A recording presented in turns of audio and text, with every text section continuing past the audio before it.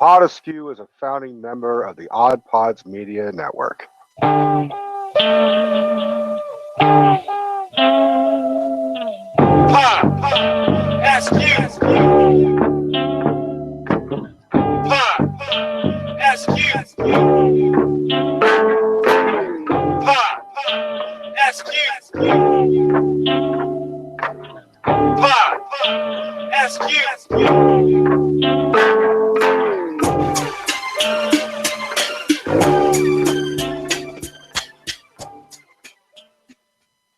It's Fandom Friday.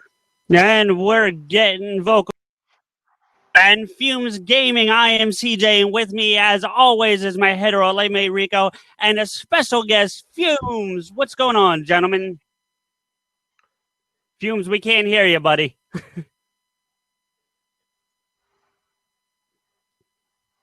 We can't hear you, motherfucker. Rico, what's going on, ma? Nope. I'm good. Nope. No sound. Doesn't even look like you have headphones on. He's not. Yay! There he is. Okay. There we go. What's going on, FuMZ? What up? How you guys doing? Good, man. It's been a minute. Hey, everyone. Thanks for being here tonight. There's a big group of people in the room, so I'm just going to say hi to everybody in one blanket statement.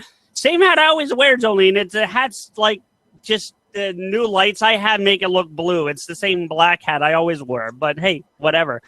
FuMZ rocking the Legend of Zelda hat over there. Can you actually still see me? I feel like my camera thing went out. No, got you perfect, buddy. Oh, You're right there. We see you. Weird. Okay. You're there, man. So what's been going on, man? What's going on in the world of Stream Dreams and FuMZ Gaming? Not much. Just like right now for the month of October, obviously I'm trying to do nothing but horror related games. I'm finding it a little difficult because most of the games that I really enjoyed were kind of played last year, so I was trying to do different type of games. Yeah. But I started off with some solid options, and I'm trying to get back into Friday the 13th like we did last time. So Yeah, that was fun, man. it's always fun to play multiplayer with that. Yeah, we had a good time with that. Well, we didn't do it in October, but we were on an episode of your show with that game. If you remember, Yeah. It was March of this year, of the insanity that is fucking 2020. It feels like a decade ago. Yeah, this is definitely nightmare all year round.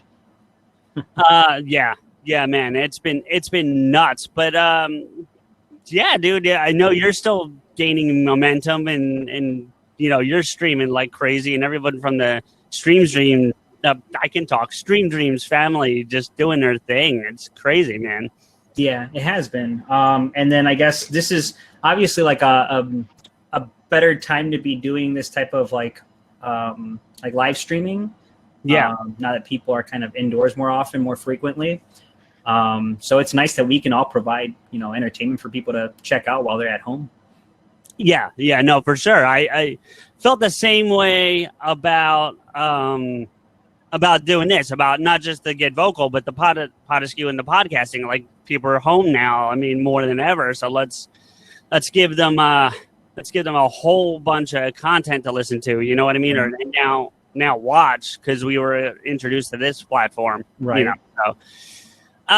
But yeah, man, good. Hey, Rico, you're here. How about that shit? Hi, Rico. Welcome. Thanks for Hi. joining us. What? Yeah. Yeah. If I can quote someone, I feel like a guest on my own show.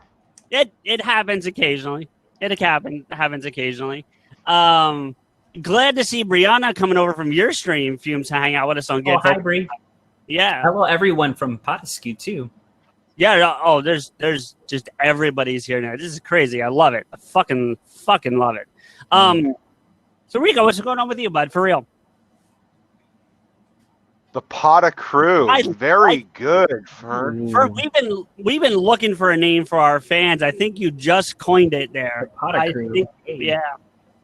So I like I've been just calling everyone motherfuckers. So Poda Crew sounds a little bit better. It's perfect.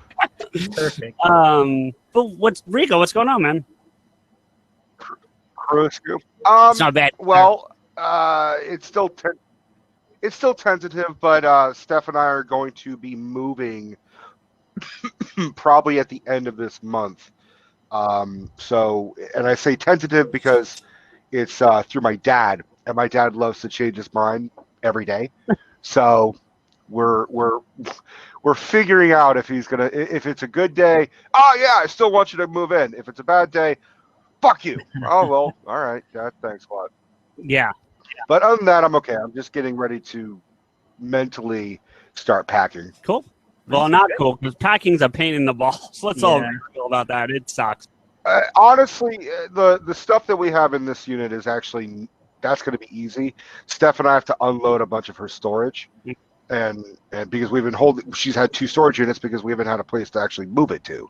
So that's really the main goal. It's not so much as getting our own place; it's just we don't want to pay for storage anymore. That's really the goal. Makes sense. So makes sense. Rika or Kateri, you are definitely one of my favorite motherfuckers. There you go. if I can peek behind the curtain minute there, Fumes, that's the most of your place we've ever seen. Any other time I've seen you, there's either a game or flat out green screen behind you. Oh yeah. So it's just funny to me. You guys get to see a little glimpse of it. A little peek into the world of Fumes there. But so what we're going to talk about tonight and why we brought Fumes in, besides him just being a great friend and someone we haven't talked to in Christ a minute now. Yeah, for real. We're gonna do horror video games. Inspired by the Resident Evil episode that we just released this past week on PodAskew. Yeah. Yes, you've been playing that too, right? Right, Fumes in the chat. I played Resident Evil last year, Resident Evil 7. No, I mean the game that Mala just brought up. Oh, Phasmophobia. Yeah, I actually played it with Bree. Brianna's in here in the chat, and it was me, Tim Danger, Bree, and then one of our other friends. He goes by White Ogre Gaming, and it's fantastic. You're basically ghost hunting, like a ghost hunting TV show or something, or Ghost Hunters, you know? Yeah. It's pretty awesome. I like it. I like the fact that it kind of it detects your voice too, so you can basically talk to like the spirits in game, and they can kind of get a sense for you. So if you're scared or afraid, or you say certain phrases, the ghost will appear. It's really awesome. A really good time.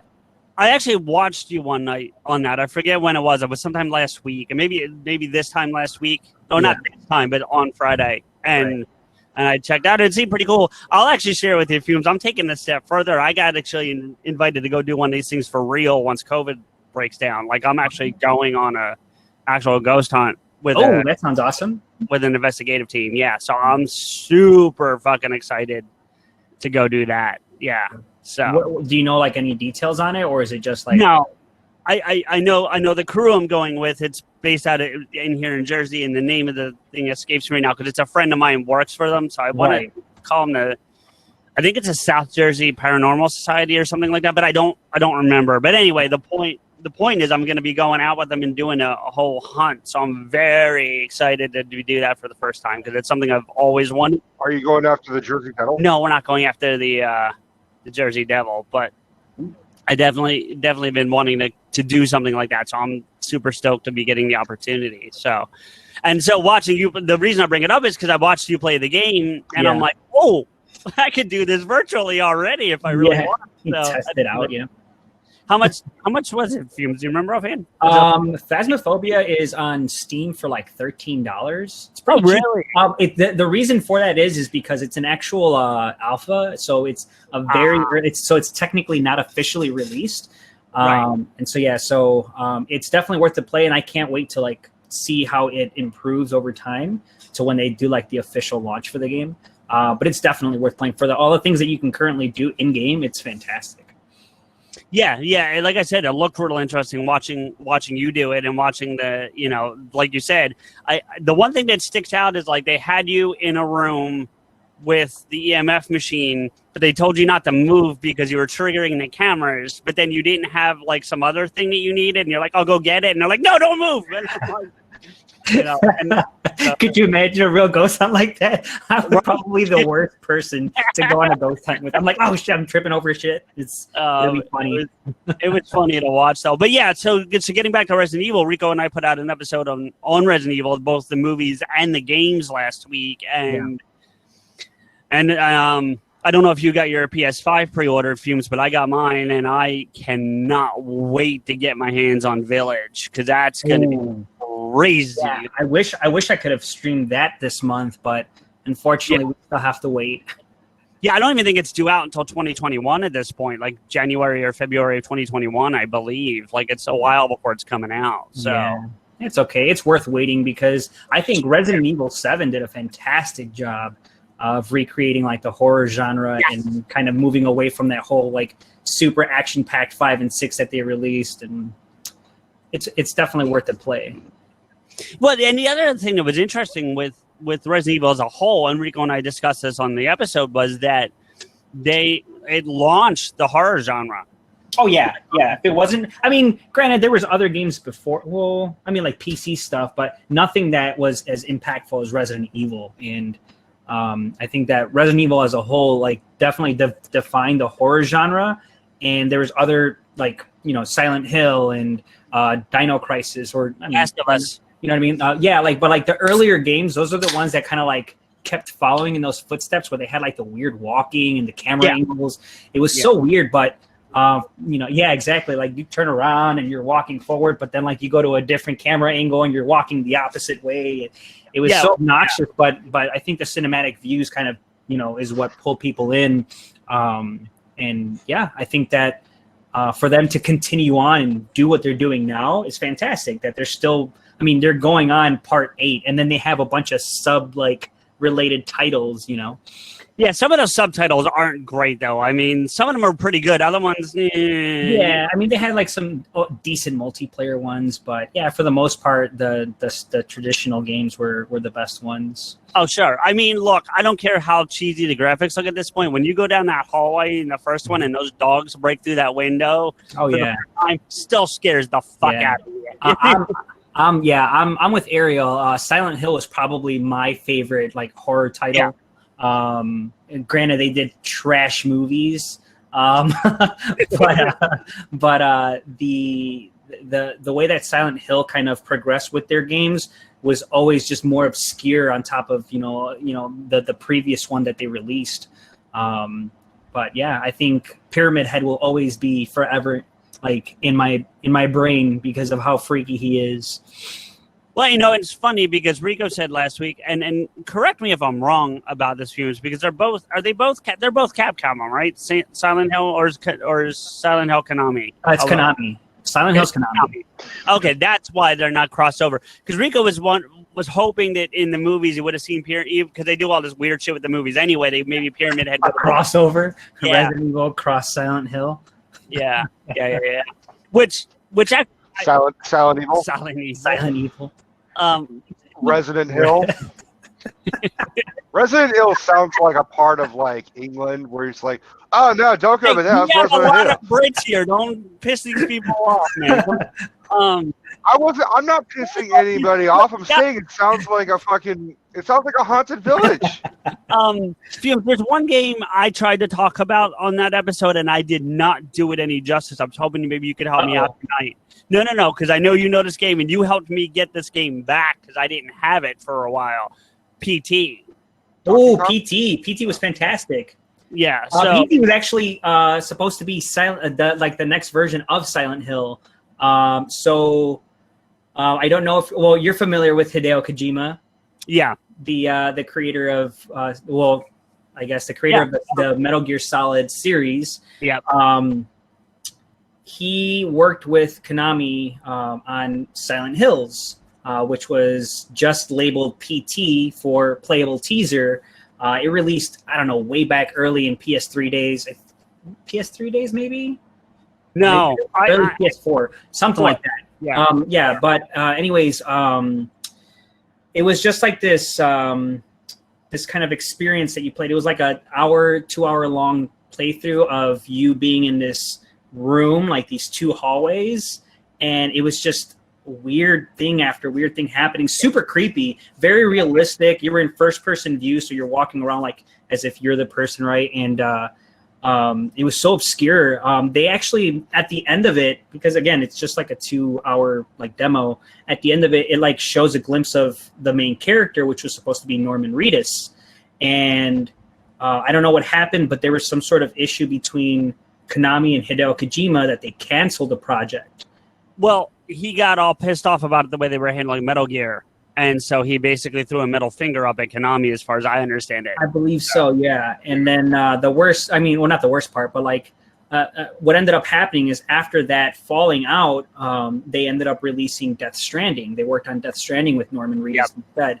I don't know if it was a project that they were working on hand in hand at the time, like PT or Silent Hills and Death Stranding, but it was nice to still see Norman Reedus like in actual game title. Yeah, but that wasn't...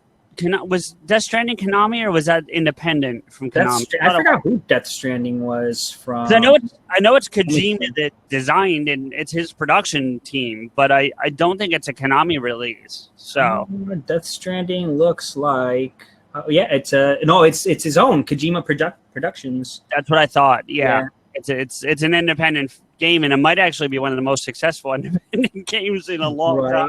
Yeah, so everyone was like, "Oh, Kojima," and then I watched him play it, and I was like, yeah. But PT was it was one of the most sought out like demos out there, because when they canceled the game, they actually removed it from the PlayStation Store, so you wouldn't be able to download it.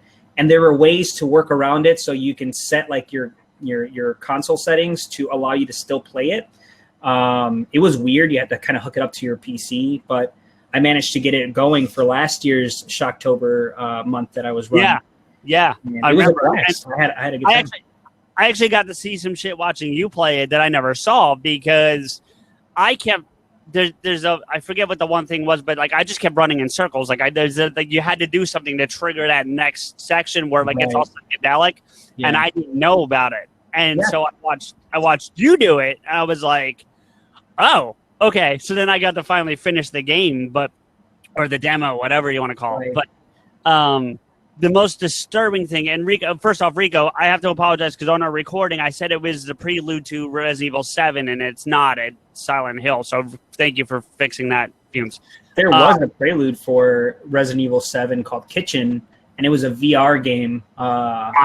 It was also a demo, and basically you're just on this chair in VR in this kitchen, and you're hearing sounds, and you basically just kind of have to rock back and forth to get yourself out of the chair. And it's just, again, I've seen a demo. Yeah, and it's just a very, very quick 5-minute demo of the main character, the guy's wife. I forgot her name, Emily, I think. But they actually ended up putting that into the game, I think. Not the actual sequence of the experience, but the character. Yes, the character. No, I remember playing a game where I was tied into a chair and I had to rock about, and it wasn't a VR. That was Outlast. Was that Outlast? That was Outlast. Yeah, the dude cuts your fingers and you're trying to get away, and yeah. Speaking of cutting fingers, Dino's ripping Rico apart right now. Listen, you purring motherfucker. I love you. And I'll fucking kill you. Just can't. But yeah, FuMZ talking fetus in PT might be the creepiest thing I've ever seen in my life. Yeah, that was pretty weird. Rico, you go into this bathroom that it's been destroyed, and you look into a sink, and there's a fetus just laying there, and the first time it's just laying there, and the next time you go in, because you re-loop the same 4 rooms, FuMZ, over. And then every time you re-enter the area, there's new things that start happening. You're kind of completing puzzles. It's a very unique experience, and I think everybody should check it out at least. So the first time, incidentally, the first time you see it, it's just there. The second time you come through, it starts talking to you. It's creepy as fuck. Yeah. Go ahead, Rico. What are you saying now? Incidentally, talking fetus is exactly what the doctor called me as soon as I was born. Oh. I still call you that, so But what did you think of those movies, the Resident Evil? Going back to Resident Evil, what did you think of the movies? Because the movies definitely don't do the games any justice. They're still solid action movies, and the first one was the closest, to the original Resident Evil feel, and I feel like it just kind of, I don't know, it's like a left field or something. It was just weird, but I mean, there were still decent movies. Sure, I would give you the first 2. honestly feeling like the games. And I found out something interesting in our research for the episode when we recorded the episode. I watched a featurette on the first movie with Paul W.S. Anderson, the director, and he was a huge fan of the game. Like, he shut his life down for like 2 months and played that first Resident Evil when it came out and was just playing the hell out of it. Yeah. And he said that he didn't want to make just like a line-for-line copy of the story for the first movie. Carbon copyright, yeah. Right. Well, not even about copyrights. He had permission from Capcom, but he just didn't. Sure. But what he did do was make a parallel, and this is what he called it, a parallel prequel to the game. So what's happening to Alice is over here, and then over here you're playing Resident Evil 1 and 2. Sure, okay. So and an that alternate, like, universe. Not even alternate. It's just like, okay, so like, well, this story's happening. Oh, gotcha. Okay. Yeah. Yeah, so, okay. and that was his way of explaining why, to your point, the story, and so different, but still had the feels, you know, because the first one definitely has the feels, you know what I mean, more than any of them, I think. But I mean, I remember seeing all of them, but I just watched them the one time. I watched the first one several times because I did enjoy it. Yeah. But yeah, after that, it was just like, oh, it's a Resident Evil movie. It's action-y and it's cool because there's zombies and stuff. And it was all right. It was all right. But yeah, I mean, I prefer those over the Silent Hill movies because those were, I'm telling you, they were trash. Whereas, I never saw the movies for Silent Hill, and I've only played. I think I played the one for PS. Well, they were all for PS. No, they started on the PS2. Started on PS1. Did they? Okay. Yeah, the first one was on PS1. I think the only one I played for was for the PS3, but I don't remember which one it was. If there was one. Yeah, don't bother watching the movie. I mean, the only decent part in or three. Yeah, but I mean, Sean Bean, I have a soft spot for the actor, and he's good in everything I've seen him in. But like, this is the one where you're just like, fuck it. Fair. What's your favorite horror game, FuMZ? We'll get to movies in a minute, but what's your favorite horror game? Well, again, Silent Hill 2 would probably be my all-time favorite horror game. But they have like new types of games that are similar to like the Resident Evil and Silent Hill, type games from back in the day, like the Evil Within. Yeah, Evil Within is fantastic. First one's really good. The second one was a bit different. And again, it moved over to more of an action-y game than it was like very horror related. Plus, they did the same thing that was real popular around the time the game came out with it was all open world. It was world for thing. Sure. Which had its pluses and its minuses, because some of the stuff in the open world in Evil Within 2 was really good, and then some of it's like, really, I got to run all the way there because you don't get any vehicles or anything like that. So like, you have to run like across the fucking map sometimes, and that got kind of old. If like, I forget what the mission specifically was, but like you had to go like all the way on this one corner, and then you had to go to this other corner, and then back to the first corner. Like it was just the running back and forth was bad. But Rico, what about you? What's your? I mean, I know you're not as big into the horror games, but I know you like them. So what's your? Well, I'm a late bloomer on them, but like above all, the one that what are you buying? Resident Evil 4. Resident Evil 4 is pretty. The merchant was fantastic. Amazing. Yeah, heck yeah. Well, go ahead, Rico.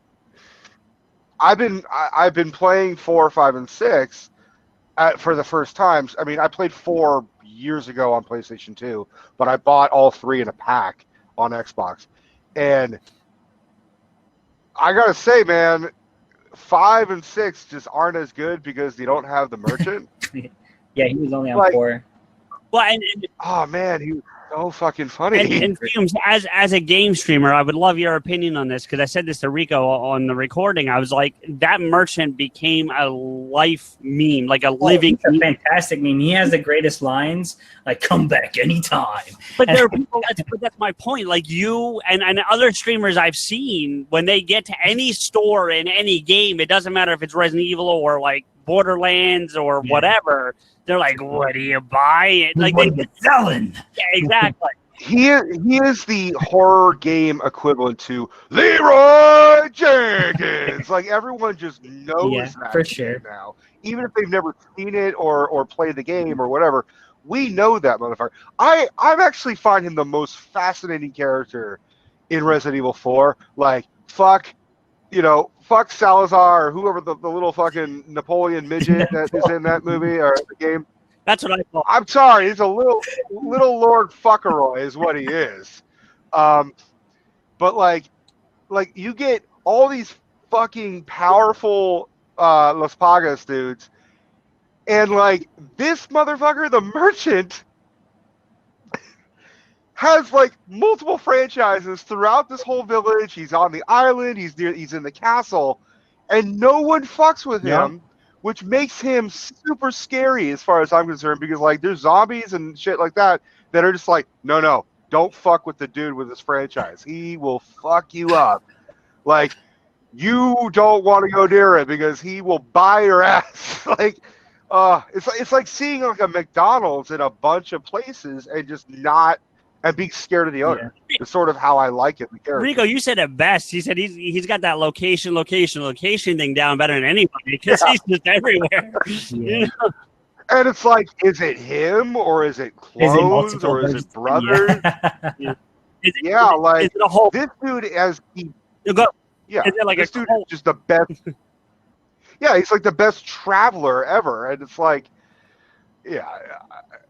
I mean. I would get really I think he jacked his prices up pretty prominently every time I would like, I've just got enough money. He's like, what are you buying? He's like, got some new items, stranger. It's like, oh, fuck, I just saved all this for this fucking Magnum. Yeah. Oh, fine, all right. We, I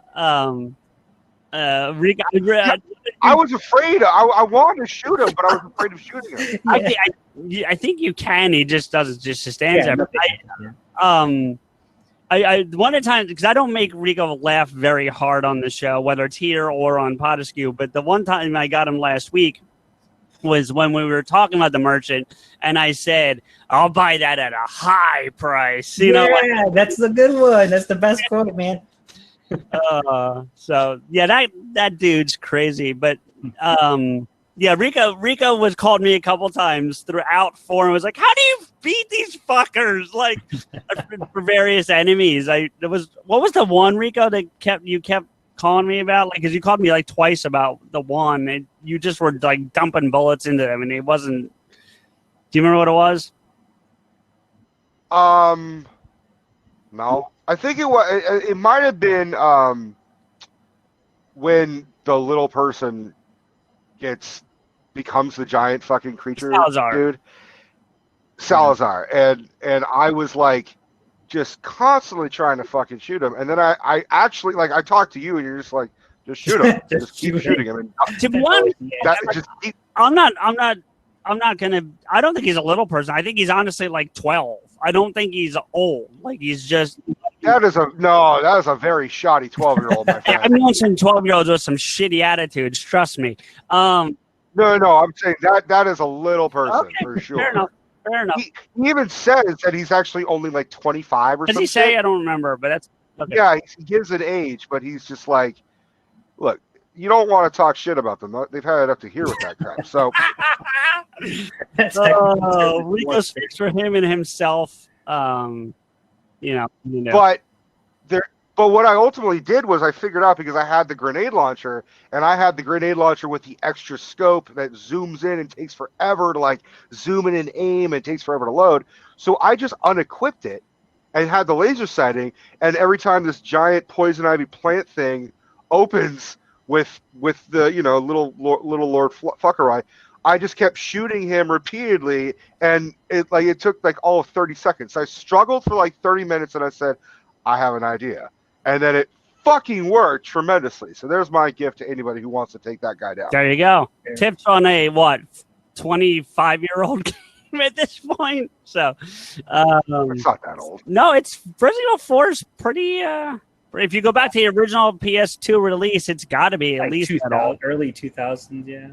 Yeah. I'll check because I'm pretty sure there, buddy. But Another good one that I know we had fun with on your stream, FuMZ, was Friday the 13th, the MMO. Yeah. Oh yeah. It was like a multiplayer game. It's fun. It's fun just because obviously, like, you can play it countless times, and you always have a different experience. Multiplayer games are fun, but there's only so much you can handle from time to time. Yeah. In moderation. Resident Evil came out in 05. 2005. Yeah, I just got it myself. But yeah, no. 15 years, little man. But yeah. Hey, Todd, what's going on? Hey, how's it going, guys? Hey, what's going Good, on? good. FuMZ, this is our friend Todd, the 206 Geek. He's on right after What's up, PodAskew right Todd? here on Get Vokl. So, Yeah, Oh, someone shaved. yeah, look at that shit. yeah. I was feeling a bit werewolfy today, so I was like, you know what, I'm gonna shave, and I fucked up on my mustache, so I just cut it off. Oh, all right. Well, yeah, that happens sometimes. Yeah, I shaved my mustache. It was just right up here. Oh, nice. That's your 5-head. It's my reverse mullet. So, FuMZ, can you think of a game that turned into a movie? Especially, I mean, a horror. It doesn't have to necessarily be horror, but I mean, we could just do video games that are movies because we've been kind of wanting to talk about that on the show How anyway. about we talk about games that we would love to be made that originate from horror movies, like a Silence of the Lambs game. What would that be? It would just be a lot of talking about and Yeah, it would And be a Cook- Telltale game. like Exactly, it'd be like a story. it would just be Hannibal Lecter be like, now if you take those fava beans and a nice fiasco and you start to, like, I feel like it's just the best. It's just Gordon Ramsay like giving instructions. Buffalo Yeah, Bill. I'll make Gordon Ramsay into a horror bad guy. I feel like it would be Real like kitchen nightmare. L.A. Noir. Did you ever play L.A. L.A. Noir? Noir was great. I feel like it would be like L.A. Noir modern day. You know what I Fair mean? Like, enough. yeah, Yeah, investigative. Yeah. I like that game a lot. Brianna said the game should just be you standing at a liquor store trying to pick out a good can That's funny. with some fava beans. That would be the Telltale game. You basically have to look around for ingredients for a nice Nice dinner. Yeah. You The bitter play thing. Hannibal Lecter and you're grocery shopping, and then you have to find your victim to cook a good meal. There's a There you part in go. it where you have to put the lotion on the skin. That's Buffalo Bill. Well, it's just a level. It's a movie, It's right? a certain part.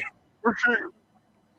Now, let me ask you this: is there a video game movie that should be redone because the original one sucks so hard? Doom. Well, before we Yeah.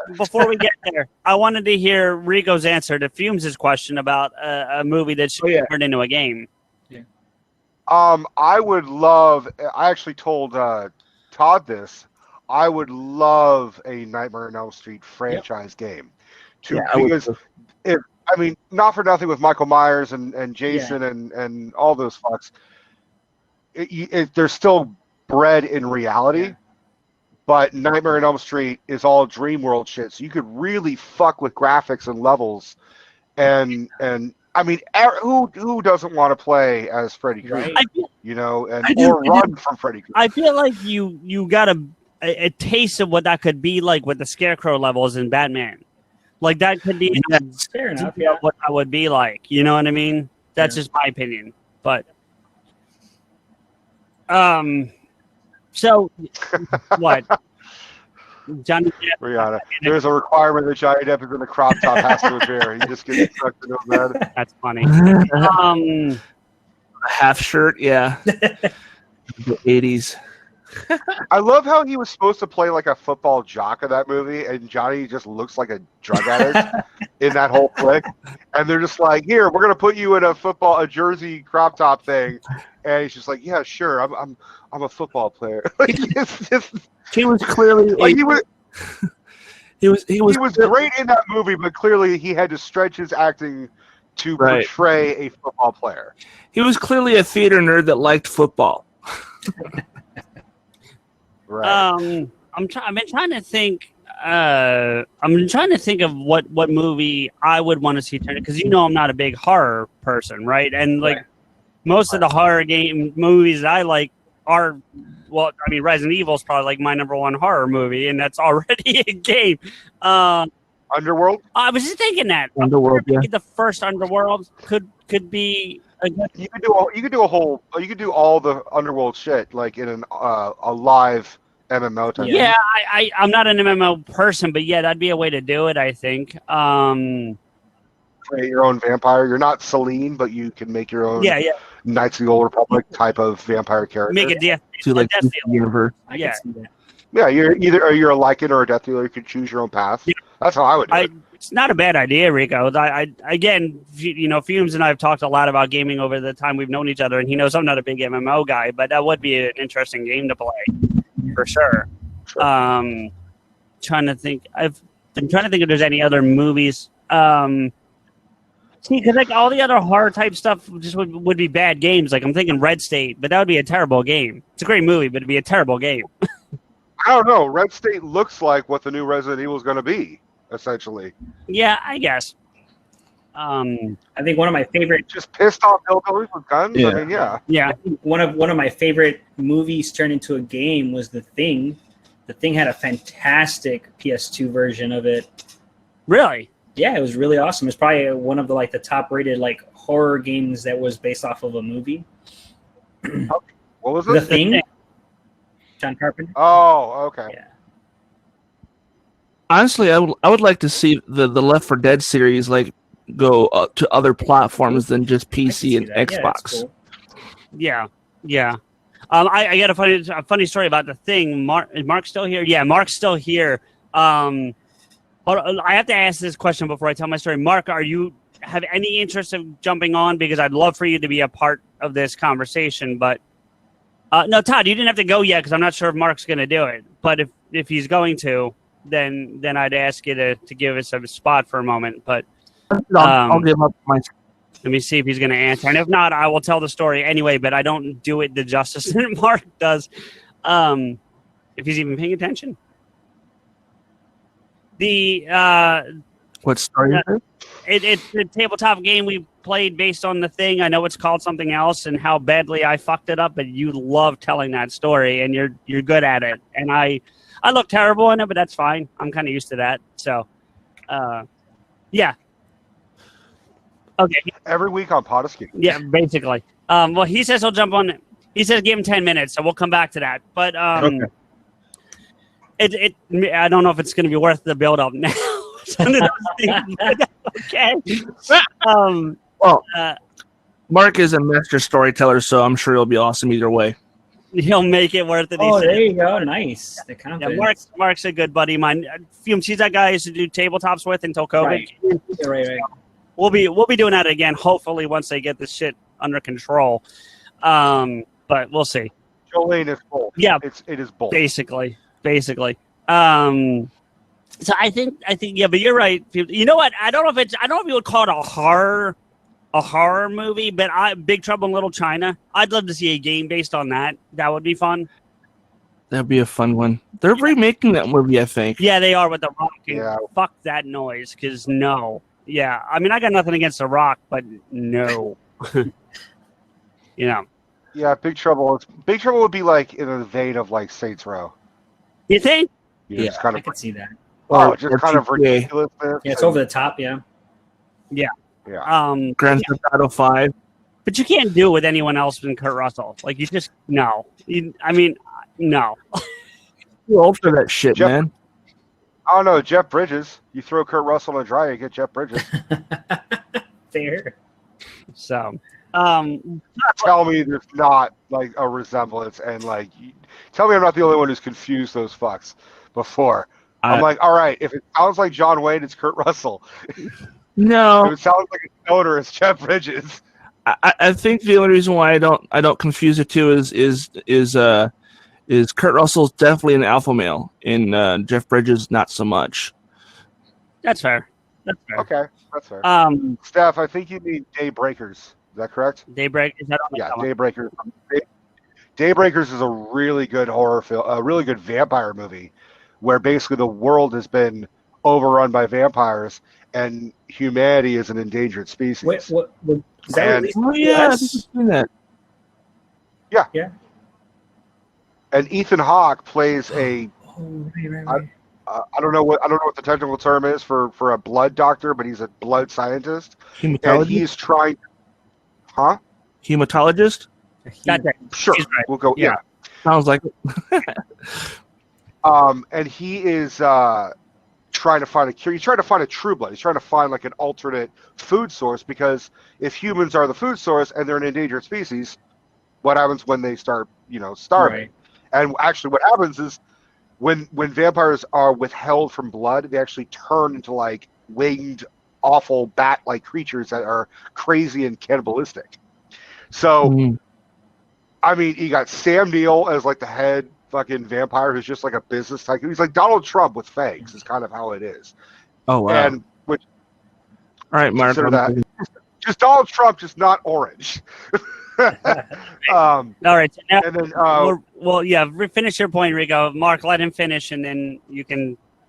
Willem Dafoe and Ethan Hawke, and I mean, basically it's just like Resident Evil, but instead of zombies and shit, it's just vampires. So I think that would be an interesting. It's Daybreakers. It's a decent flick. Hey, Mark. Hi. Hi. Welcome to the show, buddy. Thanks. I don't know if this is the first time I've been on since I got the new headset or not. So It is. The microphone Yeah. is okay. Yeah. So my microphone's You actually sound sexy. yeah, my microphone's good now. Thank you. I got an Arctis Steel Series 7. It's quite nice. Nice. I was gonna get I was like trying to get a new one because I had a Plantronics that was really good, and then it shit the bed, and Plantronics doesn't make gaming headsets anymore, and I don't want to spend $300 on a headset. Plus, my work is reimbursing up to $250 for a headset, and I was like, I can't justify spending $300, but I can justify spending $250. Right. So the Arctis Steel Series 7 had the best recommendations, and I was like, all right, I'm going to get that. I sent an email to my manager. I was like, by the way, I'm getting a new headset. And he's like, approved. And I was like, cool. I real quick, Mark, just on that same vein, I just purchased PodAskew Studios 3.0, so that'll be coming in the next couple of weeks. So be on the lookout for that on social media and on here. Super excited about that. But anyway, go ahead. So there's a board game based around The Thing, more specifically based around the book that it comes from, called Who Goes There, or the movie that it comes from. Right. So the characters are all the same, the world is all the same, but it doesn't infringe on the copyright for the film in any meaningful way. Right. So what that means is that if you like the character from the film, and I just see Rico's big white ass. Nice. Yeah, he does that. Give us a show, Rico. So No, that'll be the real horror movie. Yeah. also, I just want to warn you, Nate's going to be joining the chat in a bit. No shit. That's awesome. That's not good, but it's awesome.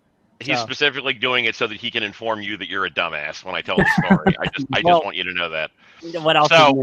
So the board game, like if you liked the film in any meaningful way, you will love the idea of the board game because all the characters in the board game are in the film. So you've got R.J. McCready, you've got Copper, you've got Windows, etc. Like all the characters that you would recognize from the film are playable, and they all have stuff that they can do.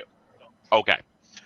How the game works is that you can essentially be exposed to the thing by doing stuff out in the world. I think Nate's here. It's saying guest 7152, so I'm not sure if that's Nate, but it could be. Anyway. Probably. Go ahead. So basically what more or less happens is you have to do stuff outside to help establish a situation where you can get a helicopter running. But doing the stuff outside potentially exposes you to the thing. There's a pile of, I want to say 13 cards that everybody takes one whenever they do something that potentially exposes them to being a thingified.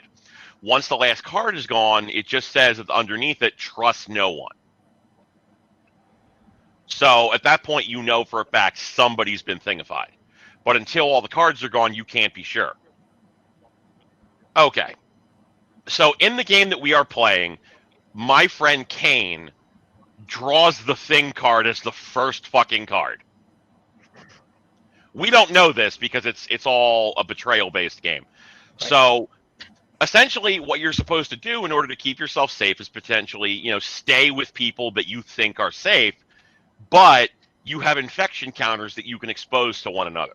So somebody who is infected by the thing can pass it to you by staying with you for the night. So he immediately goes and gets CJ infected. As you do. Most of us are generally pretty good at being awful, lying assholes.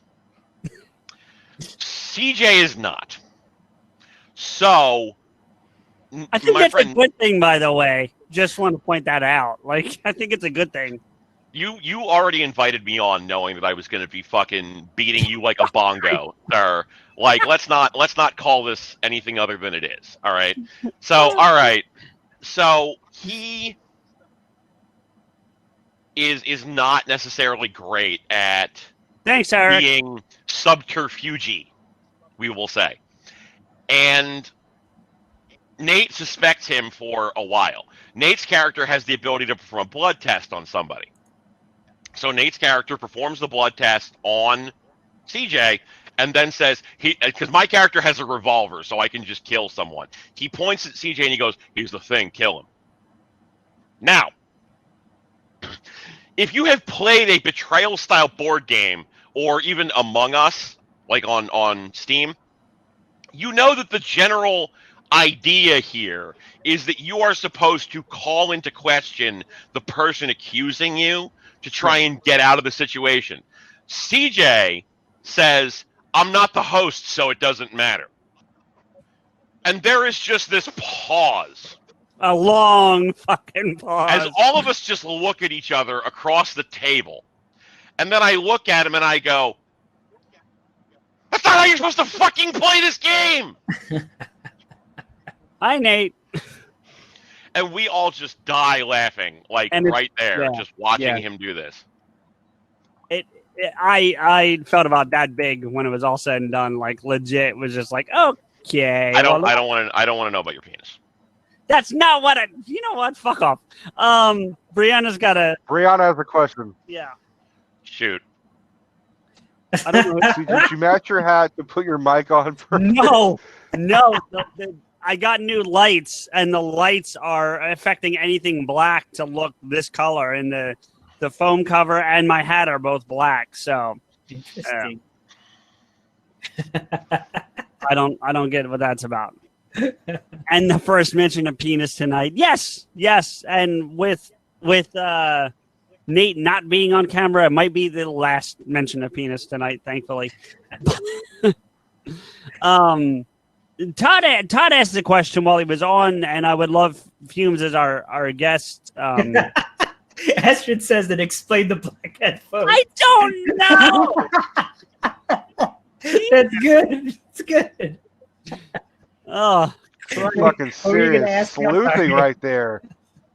Yeah, right. You were going to ask me something? I'm sorry. Well, you know what? I'll reactivate. I'll say my thing. I think it's black cloth because this is plastic. So that's the only thing I can say. Anyway, Todd asked the question: what game movie should be remade or well, I think he said should not have been made at all. But I'll double down and say which one. No, he said remade. He did say remake. He said remade. I'm going to double down and say they just shouldn't have made it all. Either remake it or just don't do it at all. So, what do you got, FuMZ? Me, the worst House of a Thousand Corpses, or not House of a Thousand Corpses. House of the Dead. House of the Dead. House of the Dead. It's terrible. Because I love that game. Those games were, but I only like them in the arcade, like the cabinet with the full-on fucking light gun. I mean, none of it just made sense. It was just a weird, like, one-off story. And then anytime somebody was getting killed, they just show you images of the game of you dying. Yeah, it was so dumb. I had like Uwe Boll is not a good director. Let's just call this what it is. FuMZ, it knows. Like, I don't even need to explain any further. For those of you who are not, like, thanks, Jay, horribly up the ass of the gaming industry. Every movie that he has made in the past several years has basically been made to exploit tax breaks in the German film industry, I want to say. Yeah. So he's just been making every video game movie he can, and they're all bad. They're all bad.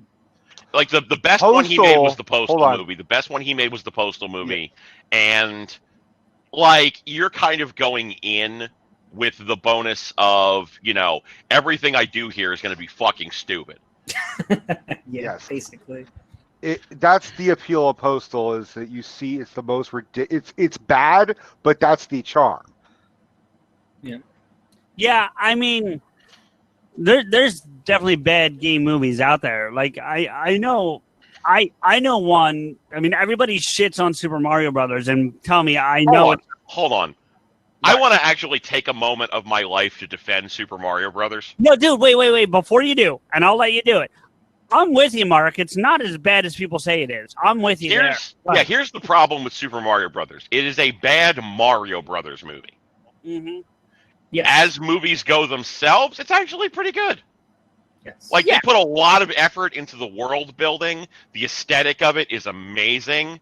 There's a lot of great concepts to it. And, like, I think more and more people are coming around on that it's actually, like, a solid movie that's just a bad Mario movie. Yeah. Jay, are you leaving? That's stunned if you'd be leaving. Super Mario Brothers killed Bob Hoskins. Bob Hoskins died well after the Super Mario Brothers after movie. that, yeah. I was gonna say though that honestly, I thought the Street Fighter movie was way fucking worse than Super Mario Brothers. The Street Fighter movie is terrible in very much a so bad it's good kind of way. My friend Matt over at In Frame Out made a video explaining why Street Fighter is a better movie than Crash, and I agree with that one 100%. What now? Yeah, the Academy Award-winning movie from like 2000 about racism. About the car crash? Not the one where they fuck people after car crashes. The one that's about people about racism. Hey, FuMZ, your boy Gio is here. Hey, what's up, Gio? I'm thinking, is that with what's his name? Sandra Bullock. Who? Matt Dillon. Matt Dillon. There you go. Yeah. Yeah. Yeah, it's like one thing affected everybody. Yeah. Yeah, like it's a movie about racism that is just the most blatant, ham-fisted racism be bad shit you have ever seen in your life, and it won an Academy Award because the fucking Academy loves that shit. And Street Fighter the movie is a better movie than that. I mean, mostly because of Raul Julia, because Raul Julia does the best acting he has ever done in his entire life in that movie. Yeah, but that's the only high point of that film. The rest of it's garbage, and that's the problem. Like watching Jean-Claude Van Damme do a flash kick, and what the hell's her name? The musician that was in that. Shit, I musician. Yeah, who played Cammy. Hold on, I'm looking up the cast list now. Give me a second. The musician, Kylie Minogue. Thank Kylie Minogue. She's a musician. Yeah. Kylie Minogue is Cammy doing anything. I'm good with that. I totally forgot that was her. Yep. I don't think I knew that was her. Yup. Oh man. Yes, okay. If you ever she is like the absolute perfect choice to be Cammy because she's British. Her legs and butt are absolutely wonderful, and great.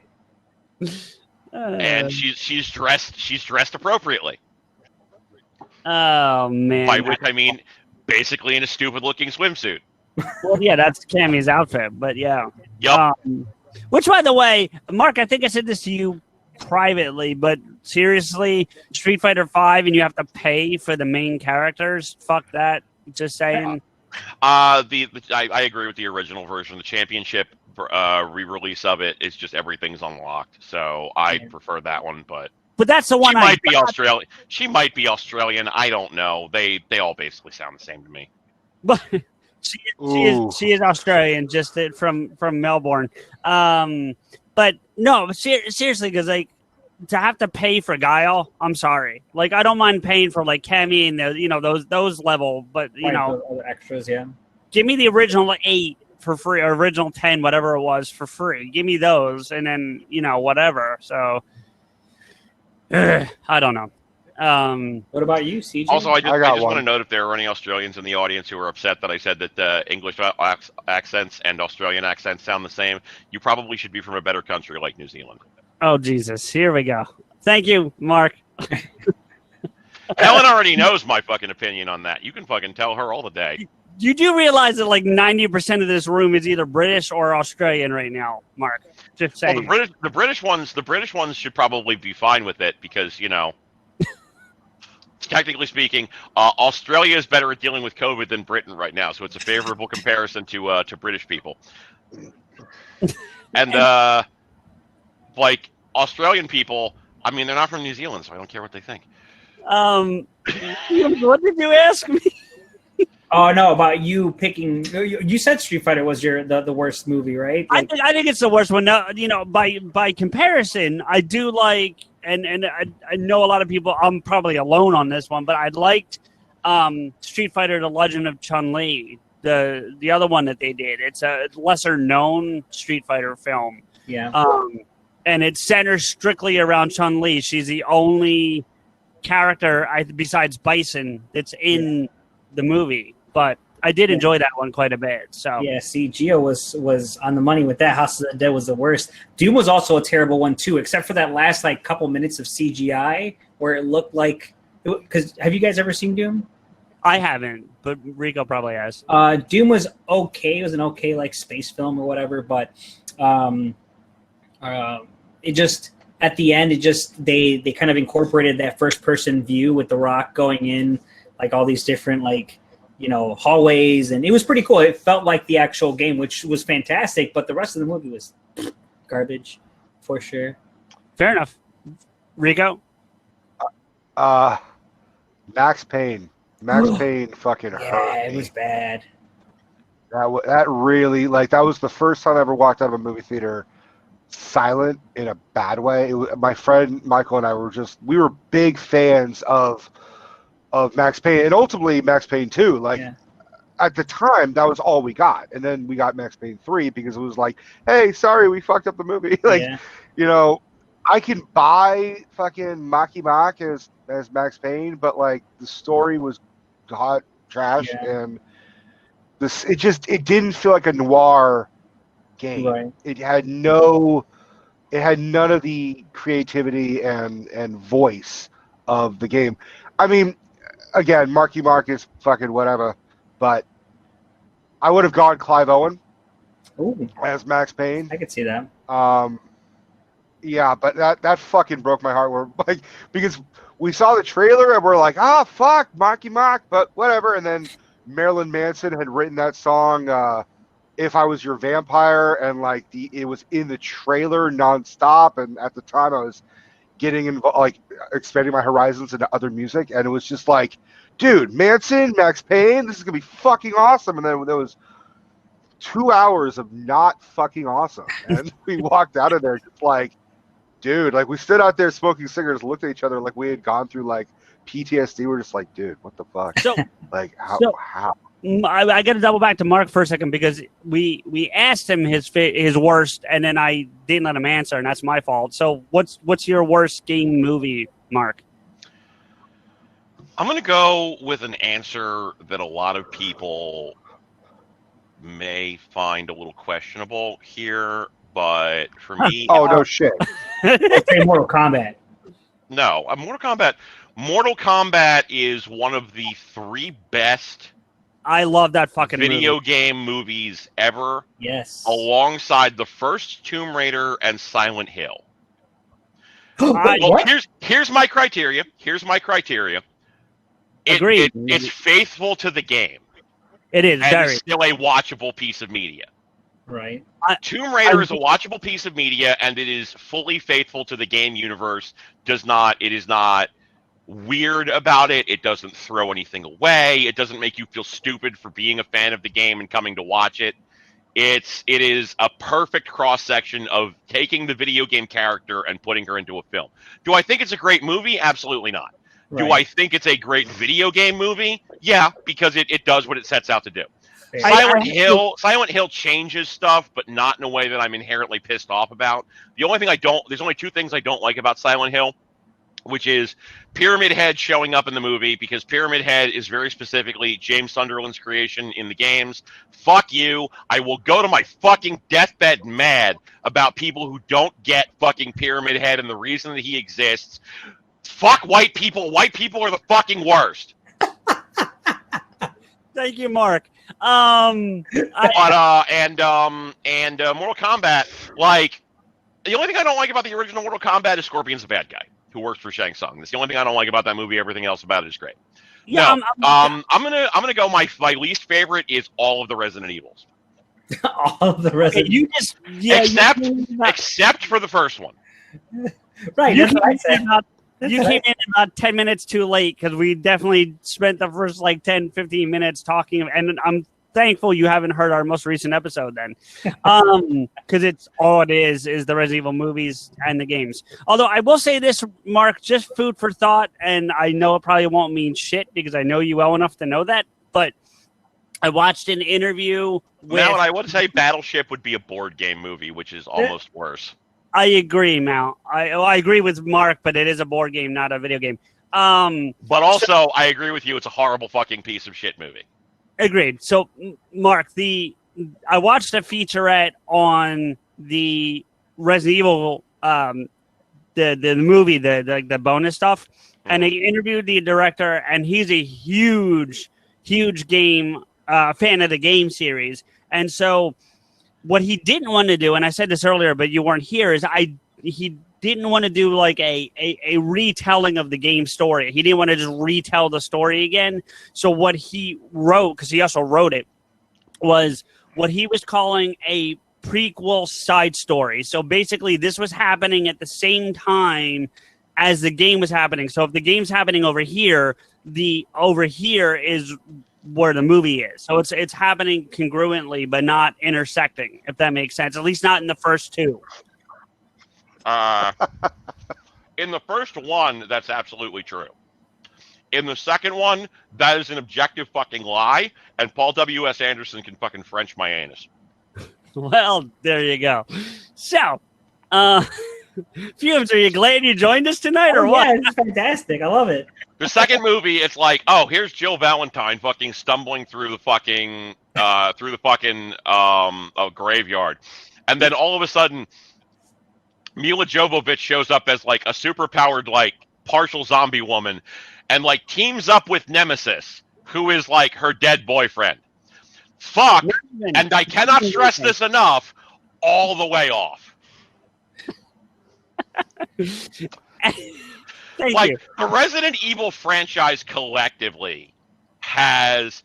Thank you, Giovanni. I appreciate that. The Resident Evil franchise collectively, up until like 2012, 2014, has just the worst fucking stories known to God and man.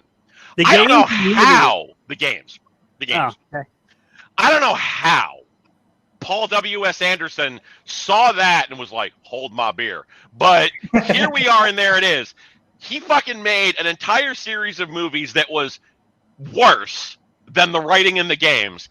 And again, the games feature a character named Salazar who runs an entire country full of like weird not Spain people who have like fucking demon worms living inside of them, and features the line, "Where's everybody going?" Bingo.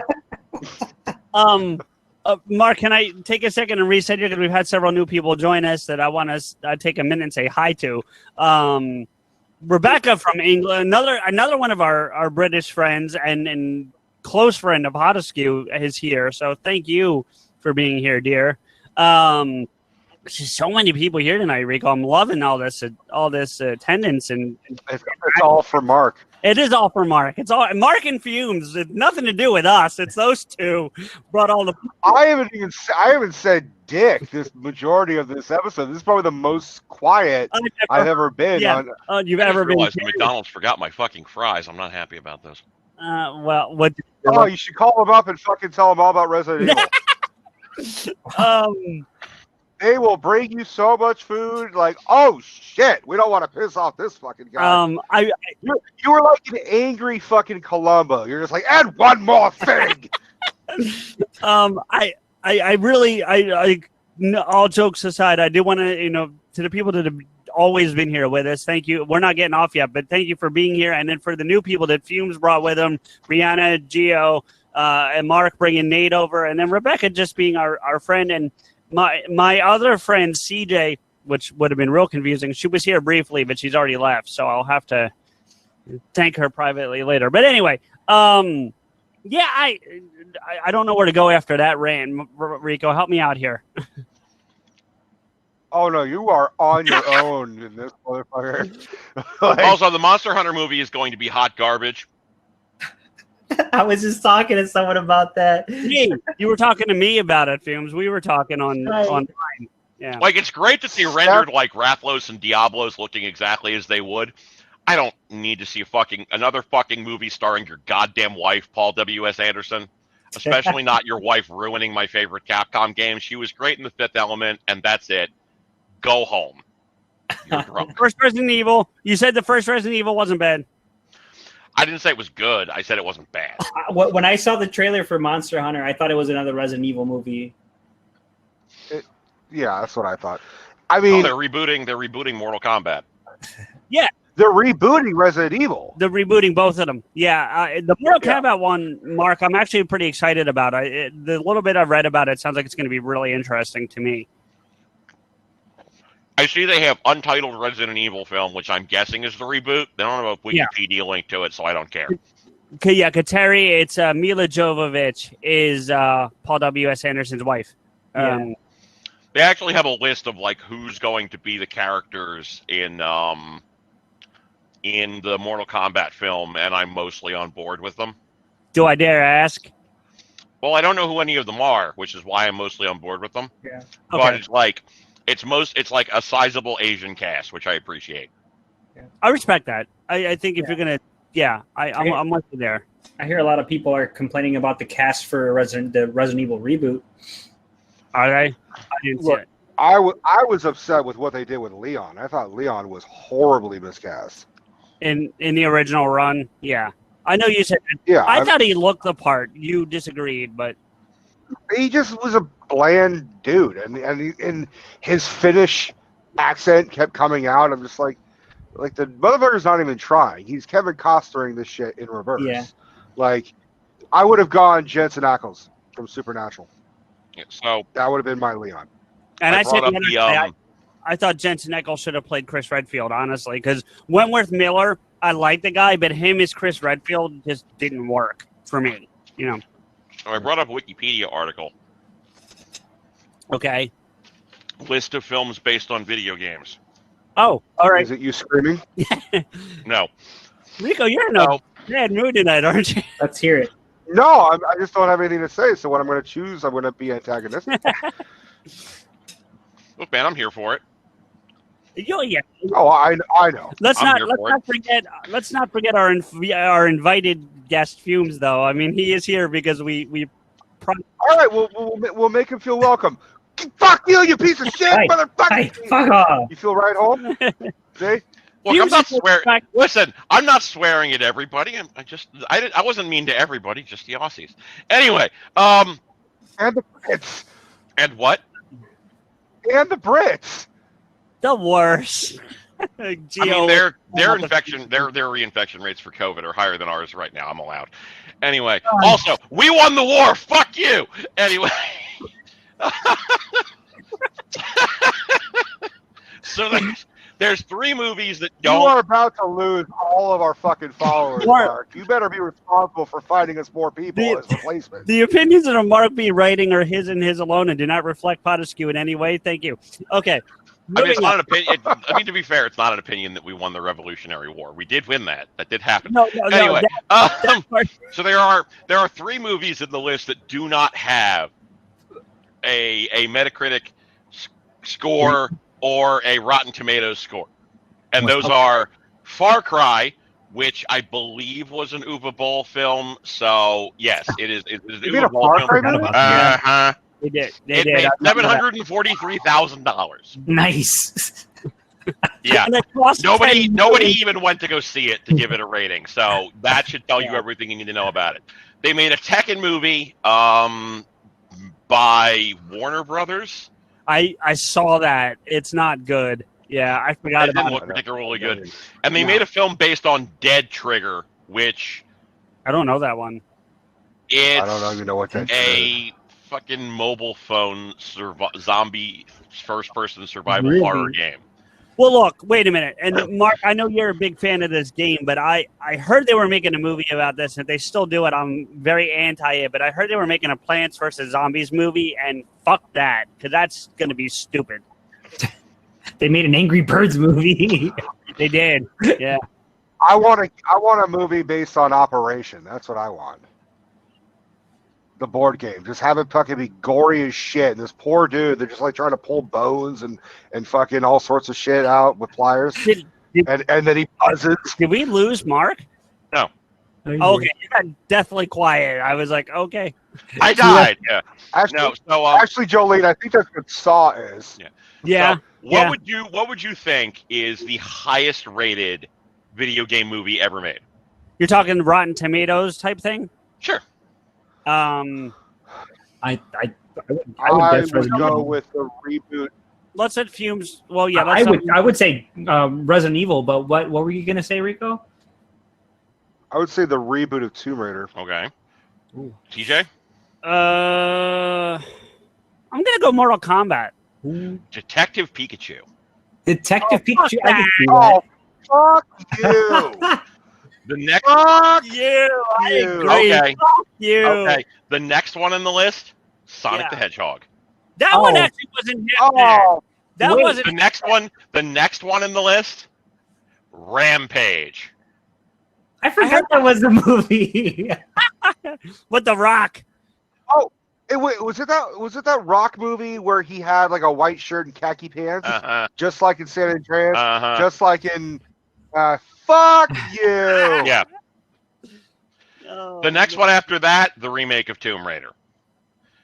I Which like. still only has a 51. To give you an idea of how badly video game movies are perceived, Detective Pikachu has a 68% on Rotten Tomatoes, and that is the highest one. Yeah. Look, I love me some Ryan Reynolds, but fuck off. Yeah, so the first one on the list I think we can all agree with is Mortal Kombat. And that one has a 48%. Yeah, Mortal Kombat was solid. Mortal Kombat, the first one I think is really underrated. I do. I think it gets a bad rap, and probably because of how terrible the sequel is. Because 2 is pretty bad. Now they made. I'm gonna let Todd jump on for 1 second because I'm sure he has an opinion on this. Okay. The thing I want to mention though is there's a third Mortal Kombat movie. It went right to DVD called Mortal Kombat Legacy. That's actually pretty fucking good. Sean has asked me to inform you Dungeon Siege the movie sucks so much ass. It got a 15 Metacritic score. Nice. Sean's here? He's watching, but he's not chatting. He's here. Okay. Cool, man. I'm glad everyone's hanging out. I love it. What's up, Todd? You had something you wanted to say? Well, I just wanted to say, like, okay, I'm not a Pokemon fan at all. I don't care for it. Never liked the cartoons. Was never a fan of the games. But Detective Pikachu was a cute movie. I would recommend anybody watching it at least once. Yeah. Rampage was actually 100% better than I expected it to be because I figured it was going to be the lamest story ever because it's about 3 giant monsters tearing apart a city. Because we've seen a lot of kaiju movies in the last few years, and based on a video game, what are they going to do? But that movie was actually surprisingly good. I was surprised at how good it was, despite that The Rock is in it, and he plays the same guy in every movie. He's a big jacked up dude who loves something deeply and wants to, protect it and all that other stuff. It wasn't a bad movie. It's worth checking it at least once. What was the other one you guys were taking a shit on? Sonic. Sonic? I wasn't, but Sonic. Move. Listen, wait, Sonic, and people probably remember that first trailer they released with the original version of what Sonic was going to look like, that looked like it was going to be a steaming pile of shit. And then people like rallied around the change on Sonic, and they retooled the whole thing, and it wasn't as bad. And I mean, yeah, Double Dragon did have a movie. It wasn't a terrible movie. Am I going to sit here and tell you it's fantastic? No, I could still list like 3 or 4 that are better, but at least. But I'm with Brianna. It was way better than I thought it was going to be. Right. It was really funny. Double Dragon movie in the 90s. Listen, Double Dragon. Funny thing about the Double Dragon movie. First off, I didn't hate it as much as everyone else did. I still think Street Fighter is fucking worse. Number 2, I remember. I don't know if anyone here was a Iron Chef America fan, but the guy who is the chairman on Iron Chef America is from Double Dragon, and I saw Double Dragon way before I saw that. So I was like, "What the fuck is fucking Jimmy? What the fuck?" And he's claiming to be like the cousin or the nephew of the original chairman from the Iron Chef Japan. It was nuts. But I'm like, and I don't know. Anyway. I didn't hate the original design of Sonic, but I was not expecting the movie to be any good because like every other like side-scrolling video game has sucked. So, but when I saw it, it was actually pretty good. Yeah, well, I'm sorry, I didn't mean to butt in, but like when I saw the original Sonic design, I was just like, I don't know what the hell this is. This is creeping me out. But and then when I saw that like Jim Carrey was going to be playing Dr. Robotnik, I was just like, well, Jim Carrey would be fantastic. I mean, he doesn't have the big belly, right? But I think that it still worked for him in this role, and it was fantastic. So when they were like, giving this big hype about why, the Sonic design was terrible, I'm so glad that they took it down and fixed it and reworked it. I agree, FuMZ. I'm with you. It gave it a chance to be a better movie. Oh, for sure. Yeah. I was just thinking. I just thought of a movie that I would love to see turned into a game, because I don't think we've talked about that. I think we've gone the other way. But I just thought of a movie I would love to see turned into a game, not a horror flick, but just a game. Yeah. I would love to see Bloodsport turned into a game. I don't think they ever did that. I would like to have seen. I think that would be a fun. That would be a fun. If they did the Karate Kid, you would think that they would do Bloodsport. Yeah. I mean, that Karate Kid game, for what it was on the NES, wasn't terrible. I mean, I've played worse, but it was pretty fun. It was. Hey, I caught the fucking fly. So I mean, if I could do that, then shit. Poor Neil McDonough. For why? He's just picked a string of fucking video game movies to be in that he was pretty good as Bison in that Street Fighter movie I was talking about, the Legend of Chun-Li. He wasn't bad in that. I actually liked him in that role. I feel bad that movie, you and I strongly disagree on that movie, and that's all I'm going to say about that, because I've already embarrassed you once tonight. We're not going to go with a hat trick. But first, he was in Street Fighter: The Legend of Chun-Li, and he did Bison with a lilting Irish brogue, which is strange. No, he did. It wasn't British. It was. He had an Irish brogue. It was weird. No. Hold on. I got to comment on Gio. I don't think the Bloodsport movie, the Bloodsport game I would make wouldn't be Mortal Kombat, because it wouldn't be just the fighting. Like I would have. It would be Pit Fighter. No, it wouldn't even be Pit Fighter, because I would want to do like an open world thing. So the whole thing where you're running from the FBI guys and all that stuff too. They'd have to expand the story a little bit to make it would be Shenmue. I think if we're gonna make a martial arts video game out of a movie, you should do Ong Bak. Ooh, I would absolutely want to knee and elbow people to death. You know what movie? You know what movie? Another game I would like to see turned into a movie. I don't think they did it, but Onimusha. Does anyone? You guys remember Onimusha for the PS2 and PS? That'd be a badass.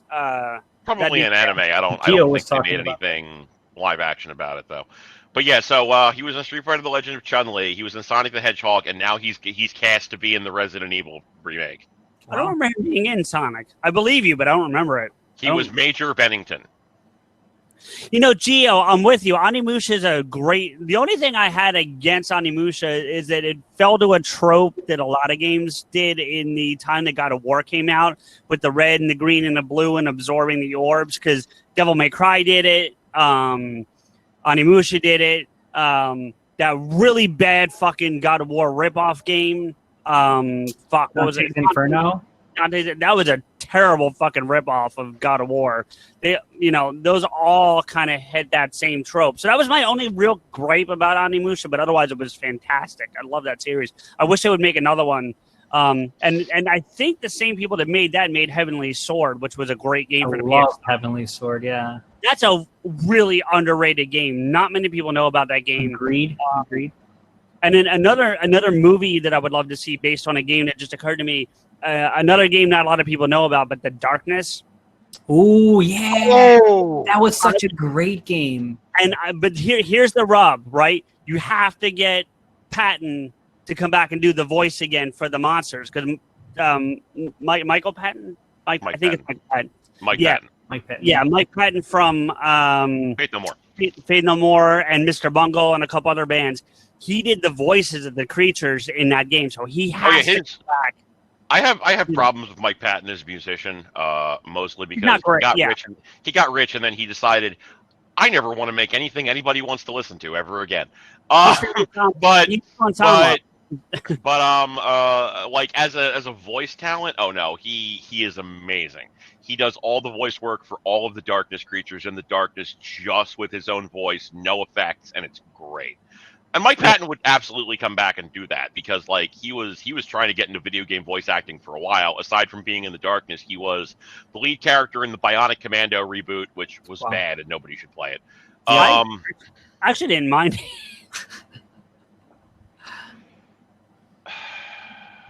Hey, Mark, I'll be right back. Mark, what's that thing you say to me all the time? It's okay that I like terrible things. It's okay that you like terrible things. I'm not mad. I'm just disappointed. Well, what else is new? You make my heart hurt. I'm sorry, Mark. By the way, I'm gonna have to wait till next week to come up for Werewolf. Just so you know. That's fine. I haven't cleaned my kitchen table off yet, anyway. All right, that's fine. I got too many Underworld movies to watch for our recording this week. I'm actually getting a new chair. No. What? Underworld. I like the Underworld series. Don't. It's fine. It's fine. It's just one of those things that like it doesn't. It's fine. It doesn't need to exist. You know what I'm saying? If you say so. FuMZ, I don't know if you can hear me, but I actually got a gaming chair. You can hear me yet? But I did get a new chair. I'm so excited. It's coming on Sunday. I'm finally going to. Yeah, I saw that you were talking about that in my Discord. Yeah, thank you for your help. You and everyone that's in the Discord. Like everyone kind of, except for Nate being Nate, No, actually, Nate was. Yeah, he was actually being helpful. Yeah, he was being helpful. I'm just giving him. Like Nate's a rude ass, but he's a nice guy when he's not being a rude ass. Yeah, he is. I love someone we know. What's that? That sounds like someone we know. Yeah, we know a couple people like that. Are you talking about you or me? Because yes. yeah.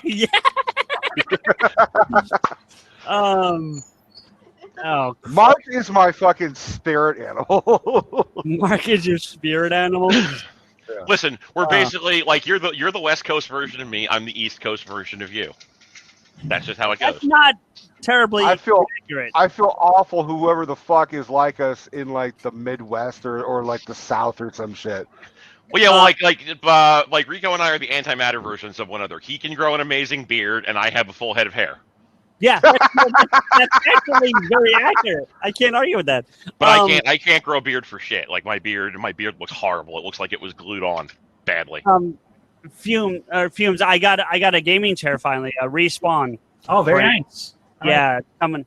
Mine's a rose. Yeah, people were commenting on your chair while you were, I'm assuming, grabbing another drink. But nice. It's comfy. It just I got a question for all of you. Going with the vein of Detective Pikachu and Sonic, do you think they're gonna finally like do a Donkey Kong CGI like kids movie? That'd be pretty cool. Or do you think they already kind of did it with Wreck-It Ralph? Because they kind of did it with Wreck-It Ralph. I don't think Donkey Kong is perceived as a viable enough character in this day and age for somebody to spend the money on making him into a film property, if that makes sense. But Sonic was? Yeah, Sonic is Sega's mascot character. His games make bajillions of dollars. Yeah, Sonic is Sega's Mario, whereas Donkey Kong is like a. I don't want to say Donkey Kong is he's a third stringer. He's the third string character the for word I was looking Nintendo for. behind Mario and his particular gang of characters and Link.